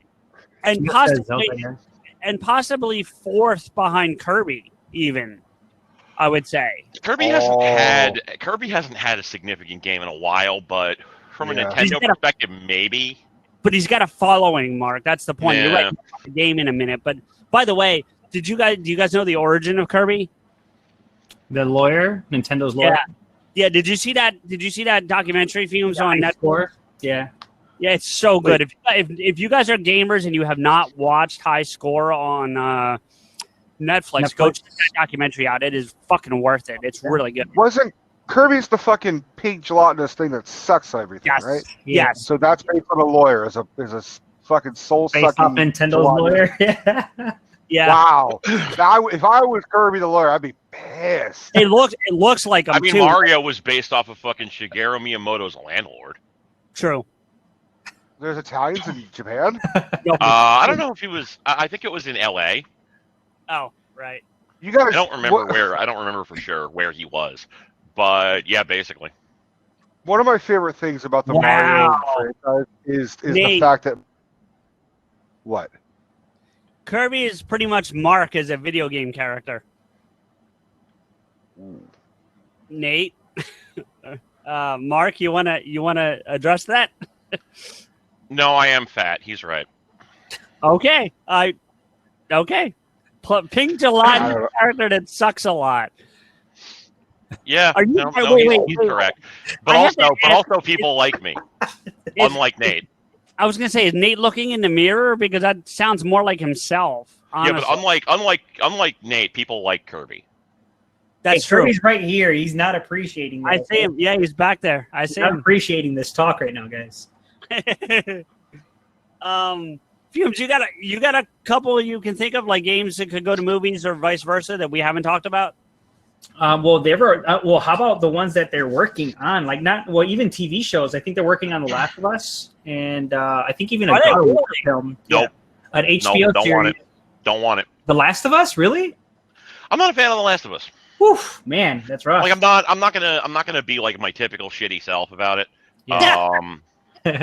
I know, it's my fucking gimmick. It's fine, whatever. But I do it to make people laugh. But also, I have strong opinions on things. But like, I'll be shitty about the Walking Dead game. Everything. I'm not shitty about everything. I was nice to you. I was nice to you. No, I'm not saying you were mean. I'm saying you have a strong opinion about everything that you could ever have an opinion on. There's like normal people. I don't have an opinion on NASCAR. I don't have an opinion on NASCAR. You don't have an opinion on NASCAR? No. It's fine. I find that absolutely. It's fine. It's fine. I don't want to watch it, but it's fine. All right. There's lots of stuff I don't have opinions on. I just don't care about it. Mark, most of my opinions go to video games, professional wrestling, and politics. Mark, you've taken over our fan club. Our second member of my fan club now wants Getting Vocal with Mark and nobody else. So forget Getting Vocal with PodAskew. So am I going to have to fucking? Is this another reason for me to resurrect Neo Kobe Pizza, the only gaming podcast? Dude, I've been telling you to resurrect that podcast. Yeah, but I've been lazy. I've been lazy. Well, yeah, but if we're getting vocal with Mark, everyone's ears are going to fucking bleed. So the question I have is, if I do resurrect it, will you all be guests on it? Oh, without question. Okay, all I have to do is find video game stuff that Rico will want to talk about. Kateri, there was a Final Fantasy movie, and it was bad because the CGI was fine, but the story. Wait, me. Go ahead. Me. The story was so far removed from anything that we knew Final Fantasy to be at that time that it was just like, what is this? Like, because up to that point, and FuMZ and Mark back me up on this one, all Final Fantasy was like medieval times type stuff, castles, and I mean there was some you didn't have 7 yet. You did. The fuck was that? No, that came out after 7. Did Spirits Within come out after 7? Yeah. Are you? Yes, Are we, definitely. Yeah, Spirits Within definitely came out after 7. All right, well then I take that. I want to say statement it came out after 9, but before 10, but I don't remember for Right. certain. Yeah, you're right. That's about right. But yeah, like But the 1 through 5, I would agree with you. But the thing is, like, we had only seen like 1 and 4 in the U.S. And then Yeah. 6 was where we started to see the crossover in technological components. So they had like the Magitech armor and shit like that. Yeah. I would say the major problem with the Spirits Within is that it's just such a weird movie that doesn't really have anything to do with Final Fantasy Right. as a concept. Agreed. I don't hate it, but Right. it is not like, it's definitely a very strange thing. Right. And like, society agrees with us because that's the reason why Square Enix exists now, because Square Enix lost so much fucking money making that thing that they had to unify with Enix to survive. Right. They were Squaresoft before. Yeah, I definitely I thought Spirits Within was a solid film, but I just didn't think it fit as a Final Fantasy type Agreed. movie. Yeah. But Yep. they definitely did a fantastic job with Advent Children. I was just going to say, thank you, FuMZ. Now, for those of you who are fans of 7, they made a sequel of sorts called, in a movie form, a CGI movie called Advent Children, which I fucking loved. But Mark's not a fan of 7, so I'm sure he hated it. Yeah, we've already had my passionate conversations about why I hate Final Fantasy VII, so I will spare the group that. Thank you. But yeah, like The Last of Us, I don't like The Last of Us just because I don't think Naughty Dog has anything particularly interesting to say as a writing house, and they think they're very far up their own asses for a group of people who don't have anything interesting to say. Like okay, here's my thing. The Last of Us, fundamentally, if you break it down to a baseline level, is the same fucking story that we've been seeing in zombie movies for decades. Man is the real monster, man. And like, fine, whatever. I understand that, like, my opinions of Dawn of the Dead don't fucking matter to like 20-year-olds who are playing this. They're not going to have seen the George Romero film, whatever. That's not necessarily my argument. I don't think Naughty Dog specifically handles it well. The cordyceps virus in particular, like, I'm not a scientist, but I do know how fungal infections work because I know how to use Google. Yeah, me too. And me too. Fungal infections do not work the way the cordyceps virus in this game works. They just fucking don't. So like, I don't care how mutated it is. It's like in From Dusk Till Dawn. Psychopaths don't burst into flame when sunlight hits them. I don't give a fuck how crazy they are. It's like fucking the cordyceps virus could maybe do to people what it does. I'm not gonna complain about that part of it, but there would be more humanity alive than there is, because like even in 2020, I would say more people than do in this franchise would wear a fucking mask. Even knowing what I know now in 2020, more people than do in that franchise would wear a mask. But beyond that, like, Joel is objectively correct in killing all of these people who want to, work on Ellie's brain. If you haven't played The Last of Us, I'm sorry for spoiling a fucking 12-year-old game for you at this point. My bad. But like, they want to fucking like dig around in her brain to figure out why she's immune, and it's no. That's not how it works. That's not how science works. Right.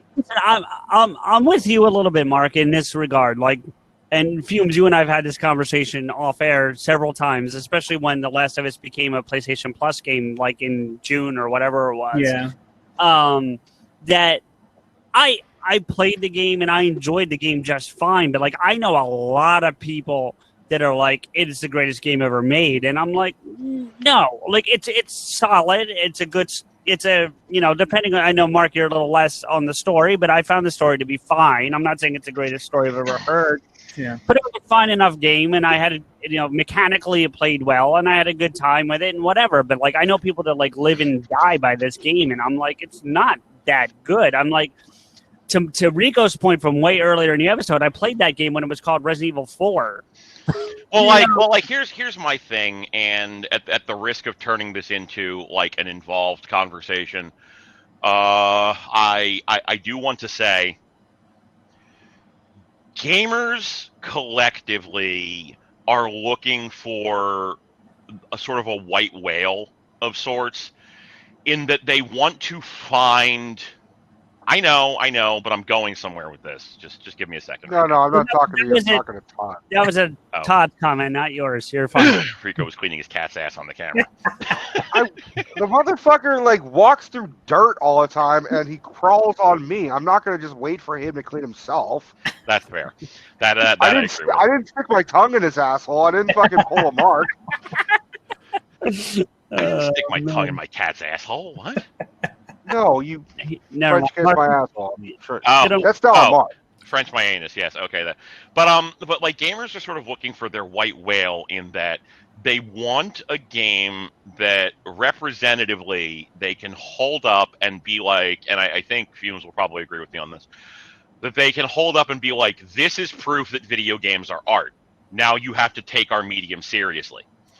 And like the thing is that, and this is something that like did happen with film for a little while, but film has had a much longer period of time to adjust into this role. Like, nobody who doesn't agree with you is going to be convinced by any argument you make. I don't need to justify the artistry of video games, because I know that video games are art. Yeah. And I can think of many, many, many wonderful artistic experiences as games that I love, that I think are wonderful, but I don't necessarily need to. Well, yeah, like Brianna, like the thing is like I don't think that like the gamers necessarily need to be like, look, here's this great game, now you have to take us seriously. Like it's too much of a need to have people publicly acknowledge that video games are art.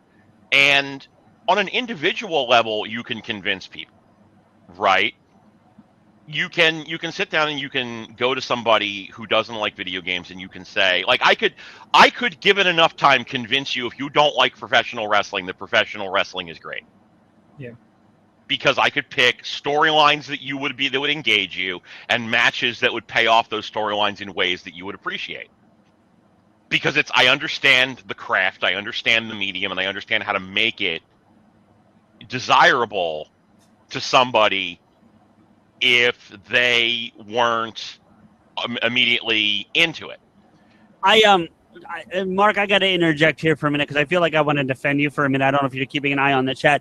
Marcus is very passionate about this genre, not genre, but this medium more than any of it. Well, maybe FuMZ is right there too, because I know he's pretty heavy into the games. He does his streams and whatnot. So, Rico, I'm a big gamer. Rico's casual, comparatively speaking. So I just want to put out there that like Mark, is just passionate about this medium. He's been, Mark, how long give me the short version of the resume. How long have you been writing about games now? Seriously. It's well, I haven't in a few years, but it was over a decade. I wrote about video games for about 12 years. I've written about 500 video game reviews, a couple different columns. I've run my own podcast. I've been to E3 twice. I've been a part of like 4 or 5 different podcasts. I have been alive almost as long as video games have been a thing. So it's like I've grown up with the medium. So for me, it's like, everybody has their thing that they really love, and for me, it's like I was a fucking kid when the Atari 2600 came out. Yeah. Yeah. Like I'm ancient as shit. But like I've been able to see video gaming evolve in real time, so it's like I have a strong passion about it. So my point, just to like wrap it up, so everybody else can actually fucking talk, just so I don't like keep dominating the thing here, is if you love gaming and you love the artistry of gaming, just love it. You don't need to prove to people who aren't on board with it that it's great. because if you're passionate about it and you love it and you can show people what's great about it, they'll see that. And if they like you as a person, they'll listen to you and they'll be engaged by you and they'll want to understand what you like too. But like there's just no benefit to the idea of trying to prove that games are art. You get what I'm saying? Because like it doesn't help us because we're chasing a dragon that we're never going to catch. Right. If that makes sense. No, totally. It makes sense, Mark. I follow. I'm sorry. I just want, and he already left Fumes, but I don't know if he saw. But Cells was here a minute ago. Sensei Cells was up in the house. Oh, I nice. Gonna give him a shout out, but he dropped off already. Hey, Mark, we're discussing names for what you should be calling your new podcast, and we're calling it PodAskew. I pitched around marking his territory. Marking his territory would probably be okay. PodAskew, I'm not necessarily into just because, and I know this gets me my New Jersey card revoked, but I'm only okay with Kevin Smith. Well, I think the logic behind. Well, that's the end of that show with PodAskew on Get Vokl. Thanks for. Listen, I've been to Secret Stash. I went to the Quick Stop, and I bought a Gatorade just to fucking do it. And like it's just like for me, it's like the one thing that just frustrates. Like Kevin Smith is a great storyteller. He's a great dialogue writer. The one thing that frustrates me about him is just that. I wish that he was a little bit more willing to learn, but like he's kind of sort of said, like, I've watched all of these films. I don't need to read a book. I don't need to go to school about this or anything. And it's just kind of like, I get it, but also like Tusk was awful, dude. Come on. Well, wait, hold on. First off, I want to back up and say, Mark, I think the PodAskew was more a way of tying you to us, not Kevin Smith, just for the record. Yeah. And he technically did go to school. He just didn't graduate. So I mean, That's fair. Anyway, I get you. But yeah, I think the PodAskew is more to tie you to us than to Kevin. I mean, I would just really have you guys on all the time. Yeah. Fumes. I almost feel bad. We invited you to be a guest, and you've been sitting. I'm still enjoying the conversation. No, it's good, man. Good.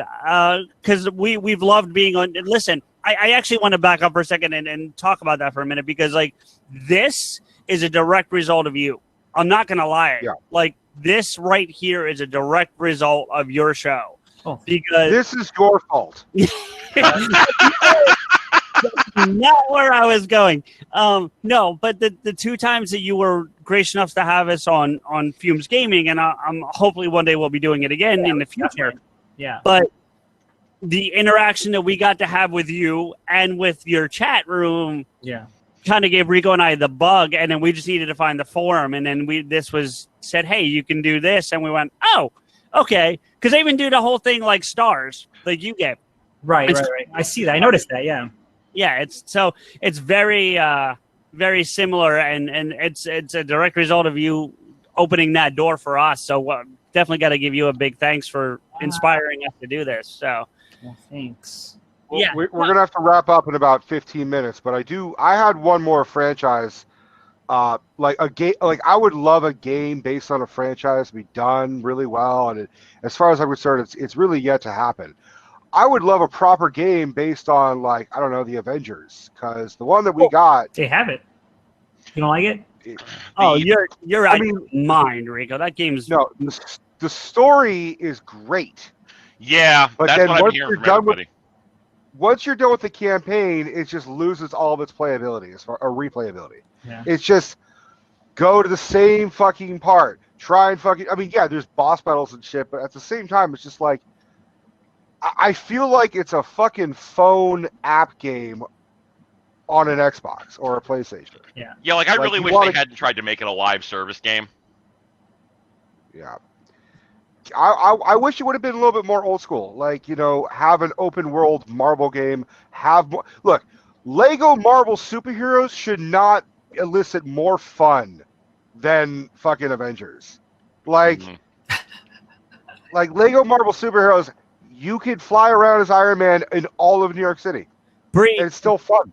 Brianna, if you have direct connection with Cells, he won't be able to jump on the chat unless he uses a camera. But it is a little messy. But if he turns it on and just listens, and then the chat, if he's looking at his phone, if he swipes right, it'll open up the chat room so he can type in, if that's any kind of help.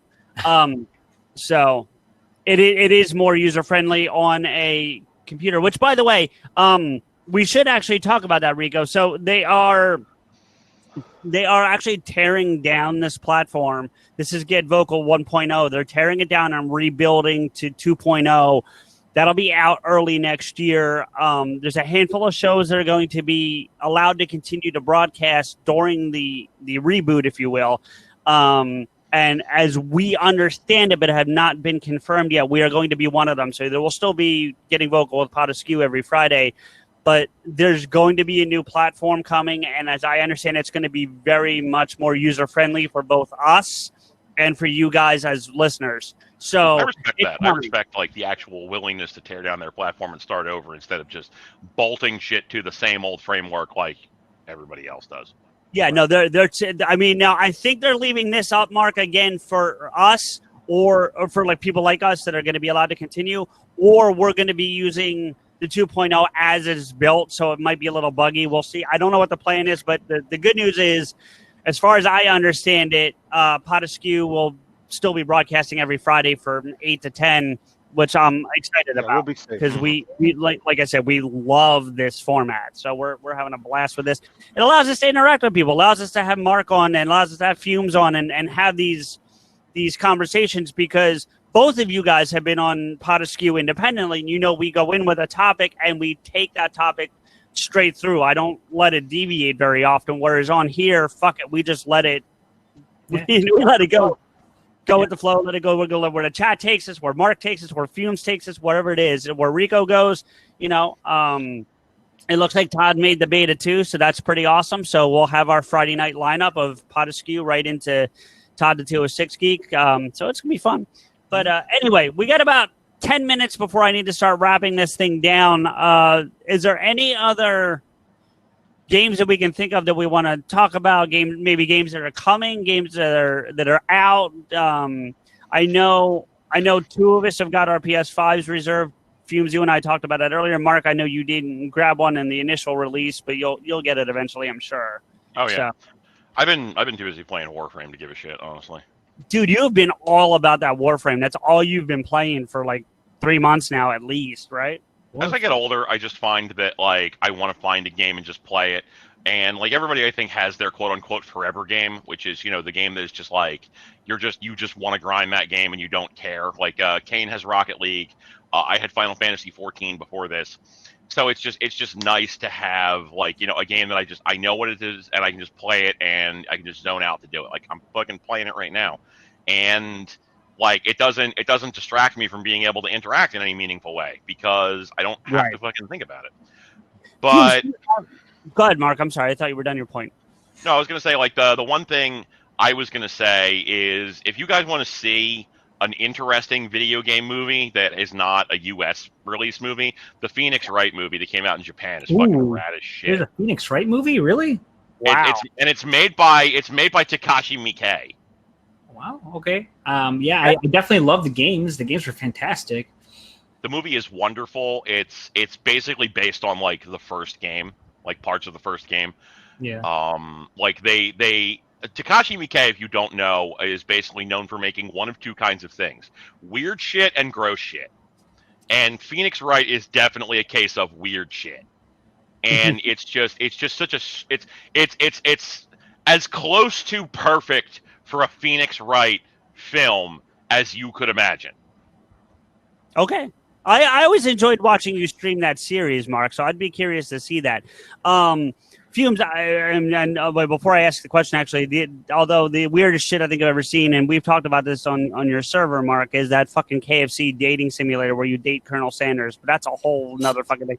It's on Steam, FuMZ. It's free. It's a dating simulator, and ultimately, if you do it right, you end up hooking up with Colonel Sanders. It's fucking odd. I cannot recommend streaming it strongly enough. It really, listen, I'll check it out.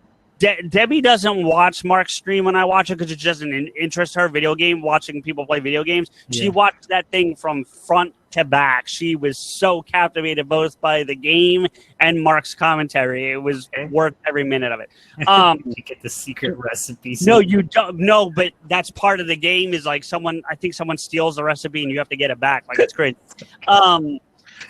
To Mark's point, though, you being as big of a gamer as he is, and I think that's a safe assessment knowing you as well as I feel like I know you at this point. Do you have one of those like forever games that he's talking about that you'll just grind the crap out of? Or for me, they'll always be like I mean, I granted I don't really grind anything like on stream personally, other than like the Mario.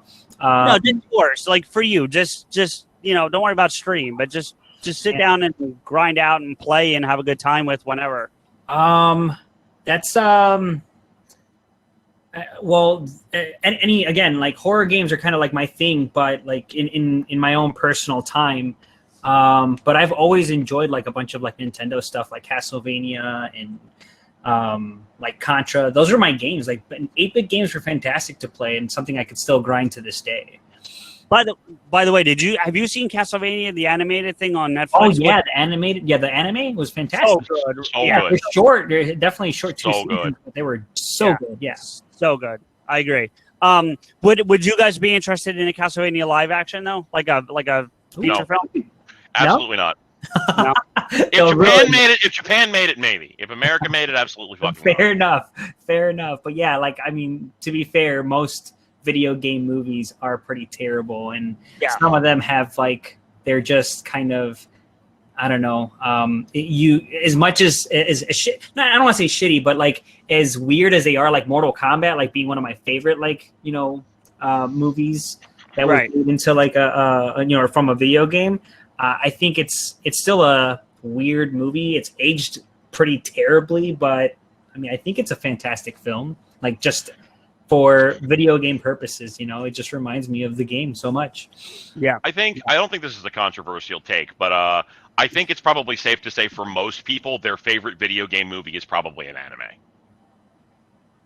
Probably, because have you seen that Mortal Kombat Scorpion anime that came out this year, Mark? No. It's hold on, I'll get the title. Wait, they made a Dead Space anime that's pretty solid. Ooh, that's a good game too. Oh yeah, I really wish they make a fourth Dead Space, but fucking EA ruins everything. Hashtag EA ruins everything. Street Fighter, the animated movie was good. Mark, Mortal Kombat Legends: Scorpion's Revenge. It came out this year. It's not bad. It's really not. It's like an origin story for it's what that Sub-Zero game should have been. Remember that Sub-Zero game? Mythologies, yeah. It's what that should have been. So it's way better. But I didn't hate that game mechanically. It played like ass from a conceptual perspective. It was fine. Agreed. That's my problem with it too. Mechanically, it was terrible, but the game itself was alright. Rico, you look bored as fuck, and I'm sorry, buddy. I apologize. It's your show, and you look. Well, I'm no, that's fine. I mean, I'm not an anime fan. I was more involved in this. Like, I felt like I had to defend myself in the chat because I was like talking shit about my knowledge about Harry Potter. What the fuck? No. And she's like, "Oh no, it's mostly you. It's mostly Siege." And I'm like, "Oh, okay." That's I fair. thought. Well, I thought Brianna liked that episode. We talked about it on FuMZ stream once. Her and I in the chat. She liked that episode. She said she liked the episode, but she was like, she disagreed with so much shit, primarily with you. But I'm just curious. I'm like, I know my Potter shit, so I'm like trying to think of what was I wrong on. And now she's like, we should do that drinking game. I'm like, if that's the case, I will die. Yeah, because if I say in the books and take a shot, I'll be dead within like an hour. yeah. He said in the book so many times during our Harry Potter thing that we turned it into a drinking game. Every time he said it, you do a shot. But he's right, you'd be dead because it literally was dozens. But anyway, this has been a fucking blast so far, though. It really has been a good time. I'm glad that FuMZ, we finally got you back on PodAskew. I know we need to do that episode we're trying to do still. We got to coordinate that because We'll figure it out for sure. That's going to be a fun deep dive. That'll be fun. And season 31 just dropped on Disney Plus if you didn't see. So it's up there. So new season. Yeah, boy. People would really enjoy that. I know 2 people, maybe 3 people, 4 people that would really enjoy that. Yeah, and also like as much fun as it is being on FuMZ Gaming and watching you play the game or not, I like getting you out of that environment where you can kind of focus on the conversation a little more, and also I know most of the time with Mario you try to keep it family friendly, so now this will let you, this lets you be you a little more, so that's fun. Maybe Geo, not saying, just maybe. But listen, we're getting down to the end here. I think it's probably a good time to start wrapping this thing up. So, Mark, I'm going to ask you to hop off. FuMZ, you hang around since you were our scheduled guest. For sure. But Mark, thank you for coming out, of course. I definitely would like to thank everybody who came out again tonight. We always appreciate everyone that comes out and hangs out on Getting Vocal with PodAskew. Everyone that's downloading PodAskew on Mondays. New episodes every Monday at midnight. So please, grab the new episode and check it out. We are releasing part 3 of our Halloween this week, Rico. Our vampires, Underworld not included because that's getting its own treatment. Very nice. But that'll be out on Monday this week. Resident Evil came out last week, so please do check that out too when you get the chance. Go over to FuMZ, help me out here. I think it's facebook.com/FuMZ Gaming. Yes, Yep, that is correct. Okay, check out FuMZ. He's on. Subscribe, share, like, follow, all those things.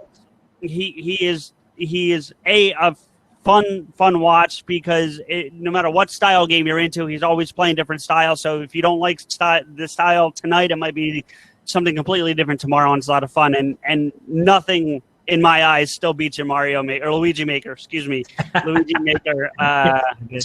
Those are still my favorites. And I'm so glad I caught the R&B 7 clear. Oh. I didn't catch it live, but I caught the VOD the next day. So it's very, very exciting. I'm sure you're working on 8 still. Did you clear this weekend? This weekend, no, I'm working on it.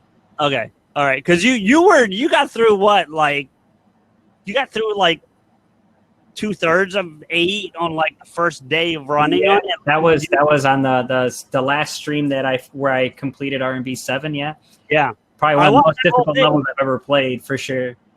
If you and Brianna could give some love over to Celis for the 2 minutes he popped in, but I do appreciate him trying. I know he's having issues, and I get that, so that's not a shot at him. Hopefully he'll make it back for another episode. But thank you everybody for coming out to Getting Vocal PodAskew. Please go check out Todd the 206 Geek. He's going to be playing Cards Against Humanity online, so that'll be fun. We're going to be doing that. If you're not interested in that and you want to see some more FuMZ on video games, you're going to stream right now, right? You're headed over to We're about to be doing some Among Us. Yep. Yeah, so if you're into that and you want to go check that out, don't everybody go there because I don't want to leave Todd alone. Hey, Cell gets back just in time for us to leave. But Justin, thanks for hanging out. I know you were having trouble, but we're here every week, so please come back and hang out with us. And in the meantime, we'll be back next time. Yeah.